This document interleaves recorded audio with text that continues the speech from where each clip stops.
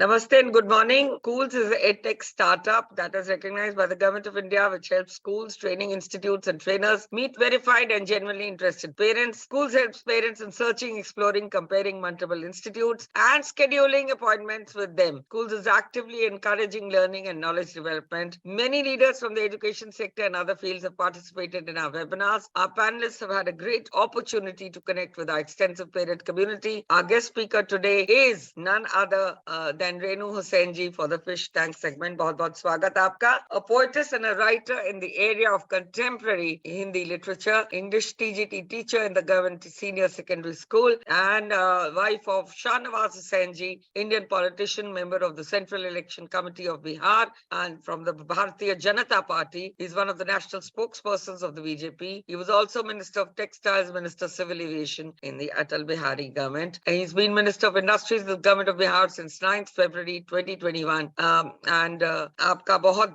swagat, ma'am, that you've joined us on this lovely Sunday morning. There are lots and lots of children who are here with us. A whole school is waiting to join us, but for some kind of delay is happening at their end. पर मैं शुरुआत करना चाहूंगी. हम बेटियों की बात करते हैं, उनका आने वाला कल रोशन करने की बात करते हैं, और आपको आपके बारे में जानना इससे पहले बहुत जरूरी है. पर उससे पहले मैं चाहती हूँ कि हम लोग सब एक वीडियो देखें. इसमें none other than the icon of India, Amitabh Bachchan ji, is talking for women empowerment and Nari Shakti, he for she. Can we have that video, Prasad, please?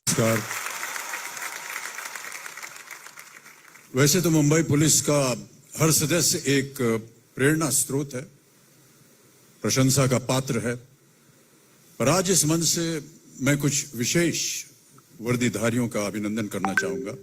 Police की ड्यूटी, पुलिस की उपाधियों के अतिरिक्त जिन्हें हम कई और उपाधियों से जानते हैं, मां, बेटी, पत्नी, बहन, यानी हमारी मुंबई पुलिस की महिला सदस्याएं, नमन है आप सबको. एक मोर्चा घर का, दूसरा मोर्चा कर्तव्य का. एक अत्यंत प्रेरणा स्रोत कविता है मेरी फिल्म पिंक से, जो आज मैं मुंबई पुलिस की हर महिला सदस्य और भारतवर्ष की हर नारी को समर्पित करना चाहूंगा. धन्यवाद.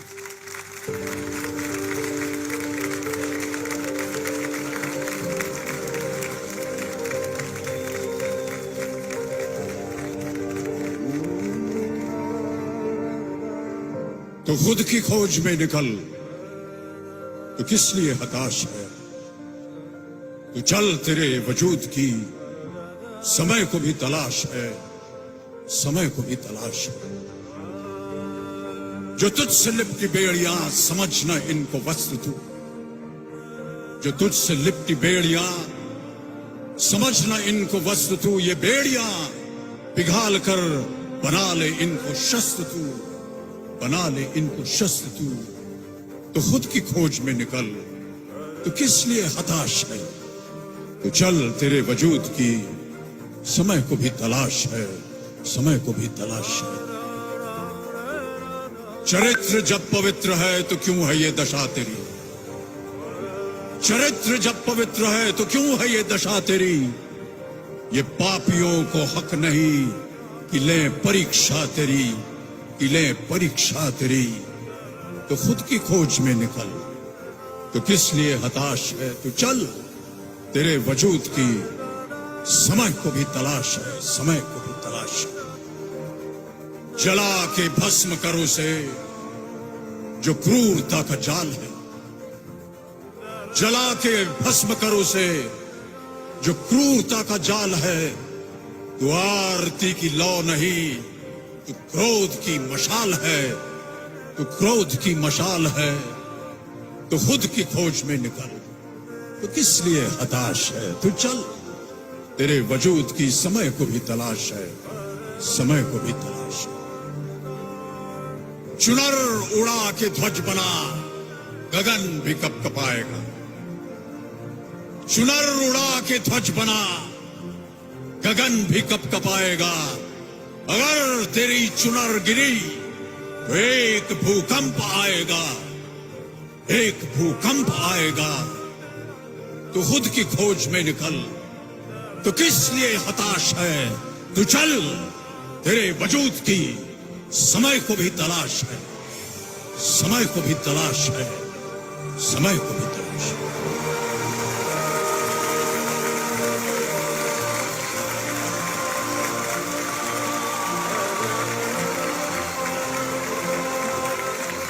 और गाइस एक बार जोरदार तालियां हो जाए और Shri Amitabh That's it. Beautiful. Absolutely beautiful and bang on. तो रेनू जी आपसे जानना चाहूंगी, अभी जो अमिताभ बच्चन जी ने कहा सारे बच्चे हमारे साथ जुड़ गए JNV school Bengaluru. Can we have a loud applause for Renu ma'am? जोर से तालियां हो जाए बच्चे।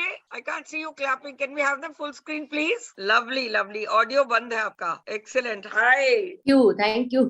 Thank you so much. Renu ji क्या कहना चाहेंगी आपको इन बच्चों को कि इनका आने वाला कल रोशन हो, इन बेटियों का, इन महिलाओं का? आप वुमेन एम्पावरमेंट पे कुछ पंक्तियां कहिए पहले मैम। जी, मैं तो एक गुड मॉर्निंग स्टूडेंट्स, सभी को आज नमस्कार, शुभ सुबह, क्योंकि आज हम सुबह सुबह जुड़े हैं, संडे का दिन है और बहुतों के तो एग्जाम्स आने ही वाले हैं क्योंकि फाइनल एग्जाम्स हैं। आपके बोर्ड के भी, किसी की बोर्ड की परीक्षा है, किसी की फाइनल टर्म्स है। तो पहले सबसे पहले मैं आप सबको बेस्ट ऑफ लक कहती हूँ, इसलिए कि मैं टीचर हूँ तो मुझे ये लगता है कि अभी आप तैयारी बहुत जरूरी है। और उस पे अभी हमने जो अमिताभ बच्चन जी का ये वीडियो देखा, नारी शक्ति पे, लड़कियों को किस तरह से आगे आना चाहिए, बिल्कुल सही बात है। और अभी नारी पीछे कहाँ है? मुझे तो ये लगता है कि कितनी आगे बढ़ गई है और कहाँ कहाँ तक नहीं पहुंच गई है। नहीं मैम, पार्लियामेंट में सीट नहीं मिली है अभी। पार्लियामेंट में सीट नहीं मिली है अभी। वो फिर भी हमने बहुत कुछ पाया है। वो संघर्ष तो है और चलता रहेगा, मगर जो आवाज पहले नहीं उठाई जाती थी, आवाज तो उठा रही है। आप यहाँ बैठ करके बोल रही हैं और ये बहुत बड़ी बात है। हमारे साथ इतने सारे लोग जुड़े हुए हैं,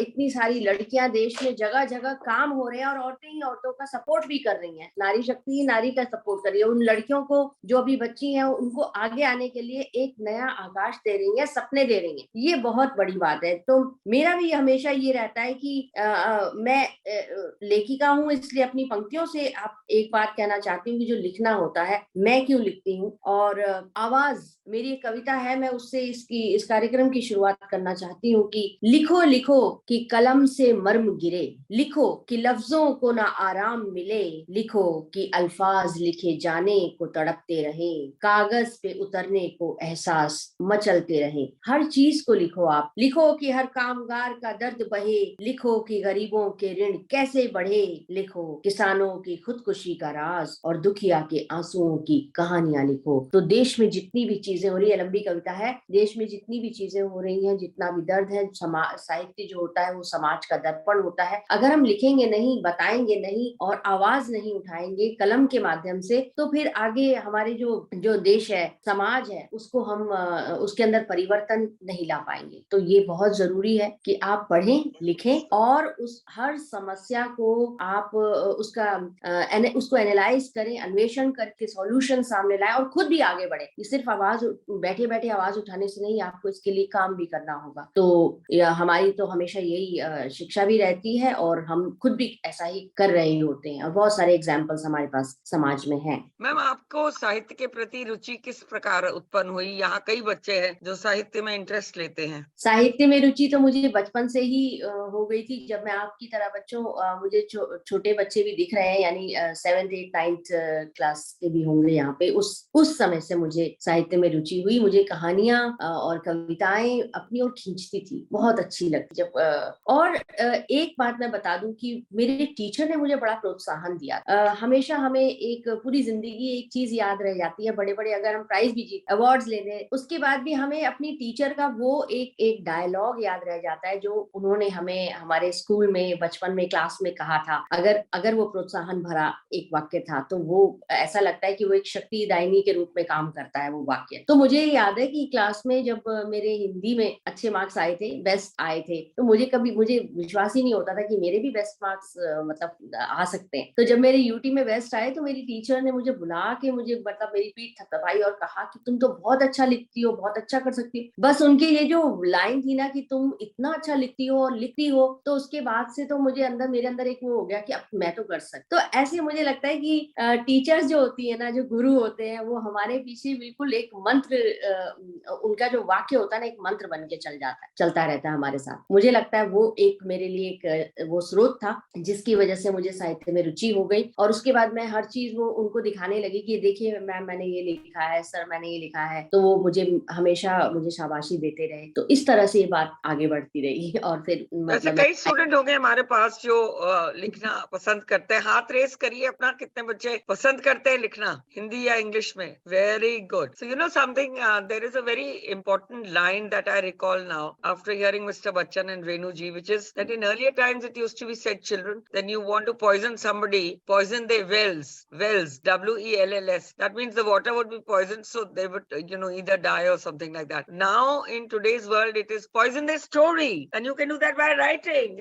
You poison somebody's story and that person is finished.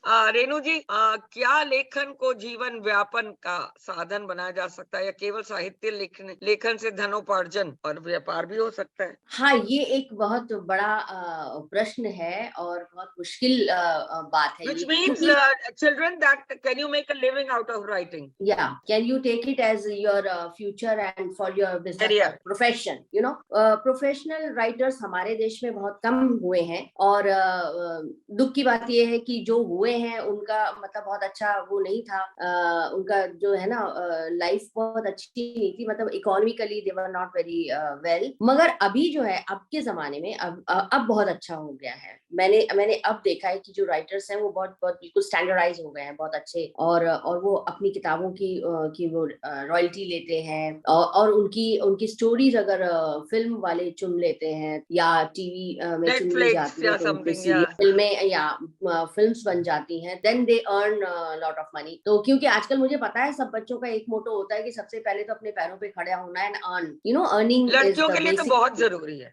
Never be dependent on बहुत ज्यादा, एनीबॉडी। बिल्कुल चाहे बहुत आप जरूरी फैशन डिजाइनर बने, चाहे आप कुछ भी बने, पोएट्री तो हर जगह काम हाँ। आती है बेटा। It is a part of life तो बच्चों। बेसिक इज कि हाँ, सेल्फ डिपेंडेंट होना, अपने पैरों पे खड़े रहना, उसके लिए आपको आप इकोनॉमिकली बिल्कुल स्ट्रांग होना चाहिए, तो उसके लिए बहुत जरूरी है। मगर हाँ, ये वो पैशन है जो आपको हर काम में, यानी आप कोई भी प्रोफेशन में जाएं, कोई भी स्किल में जाएं, उसके बाद अगर आप साहित्य से भी जुड़े हैं, लिटरेचर से जुड़े हुए हैं, तो it will keep you going, it will make you strong. ये आपके सपनों को टूटने नहीं देगा, ये साथ साथ जरूर चलेगा। आपकी भाषा, आप अपनी लैंग्वेज पे कंट्रोल कर पाएंगे, आपकी लैंग्वेज अच्छी होगी, आपके विचार अच्छे होंगे, आपकी थॉट्स अच्छी होंगी, तो साहित्य हमें बहुत तरह से मदद। उसके बाद अगर आप अपनी डेली डायरी लिखिए, आपको पता है एनी फ्रैंक और हेलेन केलर की जो डायरीज हैं, उनकी पूरी स्टोरीज बन गई और वर्ल्ड फेमस हो गई वो दोनों।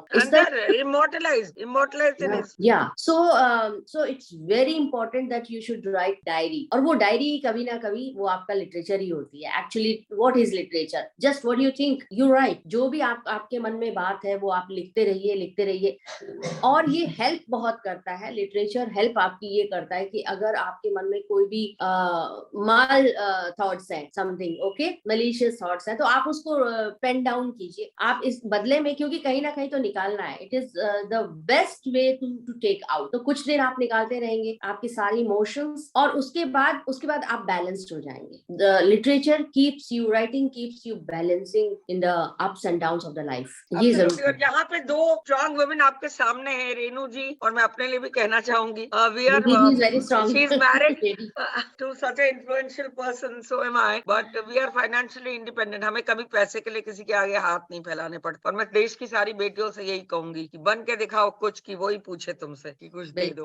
अब साहित्य का उद्देश्य क्या होना चाहिए मैम? साहित्य का आज के युग में साहित्य को समाज का दर्पण कैसे कह सकते हैं? क्या आप अपनी विधाओं में से देखती हैं? जी, बहुत अच्छा प्रश्न किया आपने, बहुत अच्छा क्वेश्चन है। क्योंकि देखिए, हर चीज का एक गोल होता है, एक एम होता है, मोटो होता है। तो साहित्य का भी, आप लिखने का भी एक एम होता है। यानी ऐसा नहीं है कि आप जो भी लिखते जाएं, जब आप लिखने लगते हैं उसके बाद में आप समाज से जुड़ने लगते। सबसे पहले लिखते देखिए एक फंडा होता है, सबसे पहले आप अपने लिए अपना काम करते हैं कि मेरे इमोशंस बाहर आ रहे हैं, so I am writing. Then you write about your near ones, okay, near and dear ones. तो आप अपने फैमिली के बारे में लिखेंगे, उसने ऐसे किया वैसे किया, या जो भी उसका दुख। उसके बाद धीरे धीरे आप दुख साझा करने लगते। आपको जो आपकी जो पेन है वो दूसरों को लगता है कि जैसे ये हमारा ही है, या दूसरों का पेन देख के आप उसमें लाइक एम्पैथाइज करने लगते हैं कि हाँ वो भी हमारे जैसा है। तो जब हम समाज को अपने जैसा समझने लगते हैं और समाज हमें अपने जैसा समझने लगता है, वहां पे ये साहित्य का जो मोटो है वो पूरा होता है। यानी जो हमारे देश का भी अभी G20 का भी मोटो चल रहा है, वसुधैव कुटुंबकम, तो